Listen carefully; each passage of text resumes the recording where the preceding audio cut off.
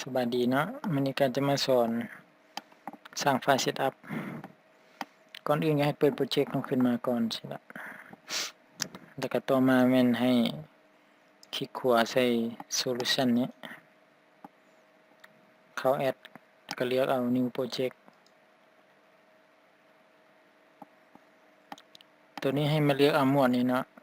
Author Project Type นี้ให้เลือกเอา Setup and Deployment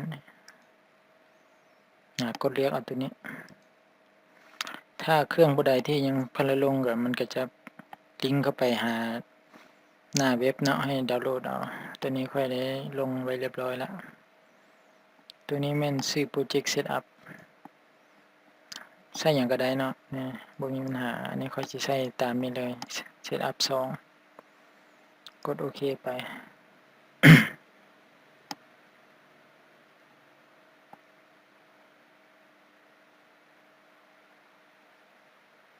เราท่าแป๊บนึงมันก็จะขึ้นหน้าตาสิมา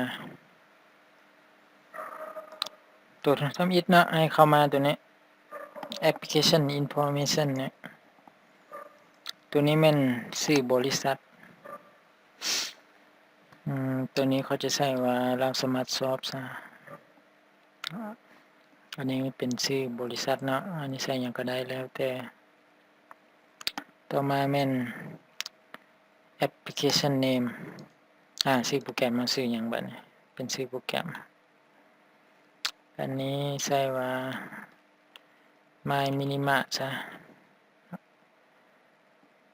ส่วนเวอร์ชันมันก็อาจจะเป็น 1.0 บ่แล้วแต่เนาะตัวนี้ก็เว็บไซต์ก็ให้ใส่ไปในหน้านี้ก็ถือว่าพอก่อนเนาะพอก่อนได้ส่ำนี้ก็โอเคละ ต่อมาแท็บต่อมาเนาะพวกนี้ก็เลือกเอาเนาะก่อนที่เซตอัพโปรแกรมเฮานี่ต้องได้ลงโปรแกรมหยังก่อนคันมีก็ yes เนาะแล้วก็ติ๊กเอาตัวอย่างว่าต้องให้ลง Net Framework บ่ก็อาจจะติ๊กเอาอันนี้ค่อยเลือก no ก่อนอันนี้มันก็ถามนะว่าโปรแกรมเฮานี่สิสามารถลงได้ใน Windows ได้อันนี้คันลงได้ทั้งหมดก็มีแต่ติ๊กเอาหมดเลยติ๊กเอาต่อมาแม่นให้ข้ามมาตัวนี้เลย Application File เนาะตัวนี้แม่นให้คลิกนี้ Add Project Output แล้วให้ติ๊กเอา Primary Output เนาะกดโอเคไปตัวต่อมาแม่น Add File กดใส่ Add File แล้วมันจะขึ้นหน้าต่างมาสิเนาะตัวนี้ให้เข้าไปพาธที่เฮาเก็บโปรเจกต์เฮาอันนี้ค่อยเก็บไว้อยู่ Document อยู่ Visual 2022 โปรเจกต์แล้วก็ชื่อโปรเจกต์เนาะนี่ก็ใช้ว่า Workshop 2นี่ก็เข้ามาเรื่อย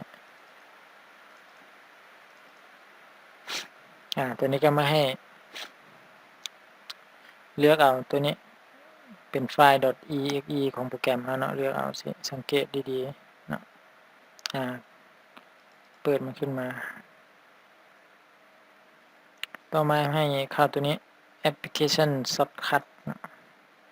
ตัวนี้ก็ให้ติ๊กเอามาเลย3อันตัวนี้จะเป็นชื่อที่โชว์อยู่หน้าจอสิเนาะเป็นชื่อสิตัวนี้ค่อยก็รีเนมก่อนค่อยก็ใส่ว่า My Mini เนาะ Minima ใส่สิต่อมาก็มาเลือก Shortcut เนาะ Shortcut เฮาสิเอาตัวใดต้องเป็นนามสกุล .ico เนาะตัวนี้เนาะตัวอย่างคอดบาวมา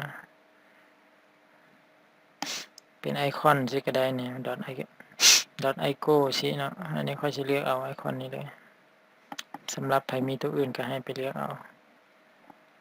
เปิดมากดโอเค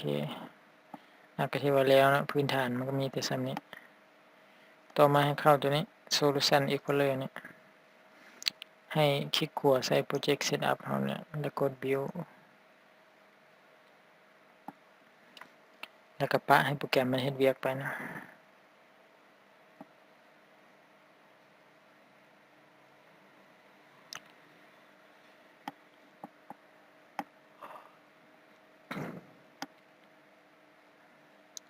เป็นชี้ก็แสดงว่าเรียบร้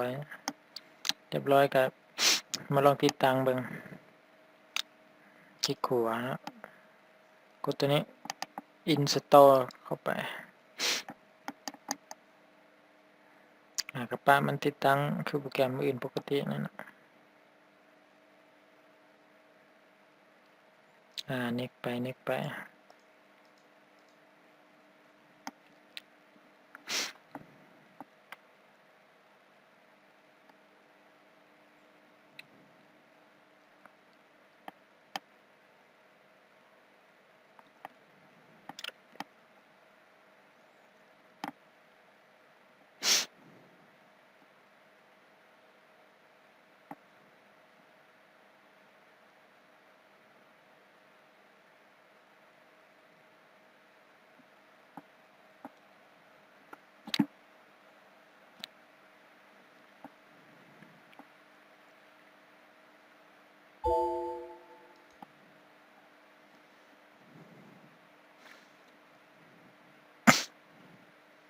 กด Finish เนาะเรียบร้อยแล้ว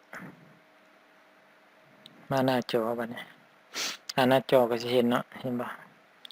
ชื่อว่า My Minimart ก็ดับเบิลคลิกขึ้นมา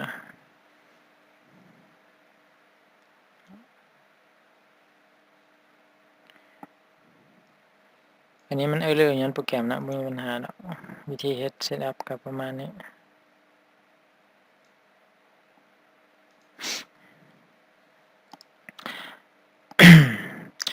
สำหรับนักเรียนที่เรียนหลักสูตรเนี่ยเนาะหลักสูตรมาคันมัน error แบบนี้ให้มาแก้สิเข้ามา add ไฟล์อีกบัดนึง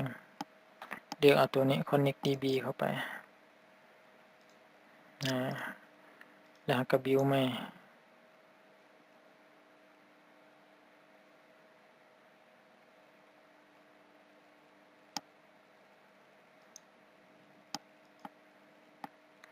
ติดตั้งอีกบัดนึงซะ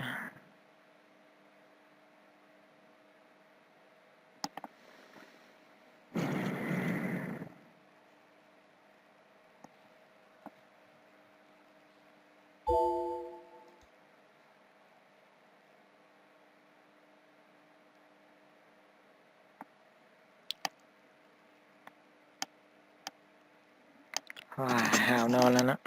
อยากนอนแล้วเว้ย ตอนนี้ก็11 โมงปลายแต่ก็คือสินอนดึกอยู่มื้อนี้กด next ไป next ไปเนาะเรื่อย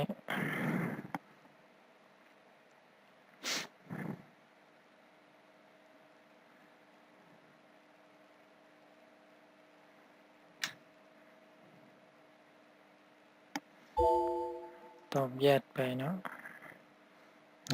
finish แล้วดับเบิลคลิกเข้าไปบ่ได้เลยแล้วเนาะผ่านแล้วตัวนี้